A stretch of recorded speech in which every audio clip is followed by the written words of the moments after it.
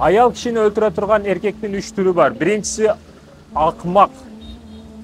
Ар бир нерсеге жыпырың болуп карайт, жеңил карайт, терең ою жок, келечеги жок, дальнейшийинди ойлобойт, аракет кылбайт. Бул жери балдар өсүп келип атат, келечегин ойлобойт, жеке кумарын, жеке нафсын ушул бүгүн эле эрте өткөзсө болду, эртеңин ойлобой турган эркектер, булар аялдарды өлтүрө турган эркектер. Баягы аял стресс болуп, депрессия болуп, ошол күнү эле өлө берет да. Ошол күнү руханий жактан, ички дүйнөсүнөн өлөт.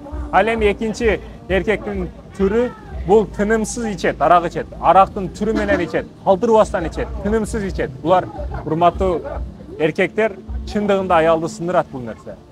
Өзүңдү гана эмес, иче берсең, ичти деген сөз, ичти деген нерсе бул өтө тездик менен келет аял кишиге. Өтө катуу берет жүрөк ударды. Ошо арак түбүнө эч ким жеткен эмес. Арак ичкенден кийин башка кылмыштарды да кыласың, зынаны да кыласың, арам ишти да кыласың. Арактан башталат айтор. Арактан этият бол. Арактан этият бол. Ал эми үчүнчү түрү аялдарды сындыра турган бул кечирим сурашты билбеген. Эмне кылмыш кылса кыла берет, бирок кечирим сураганды билбейт. Аялдын кадырын билбейт, сыйлап урматтаганды билбеген эркектер аялды сындырып коесуңар, барып өлтүрүп коесуңар, тирүү эле жерге көмүп коесуңар. Ошондуктан кадырын билип, күндө келип бүгүн эмне кылдың деп сураңыз, маани бериңиз. Баягы внимание бербейсиң дегени жок дегенде сөз менен, иш аракет менен аялды мындайча айтканда алдаганы билиш керек, урматтуу эркектер.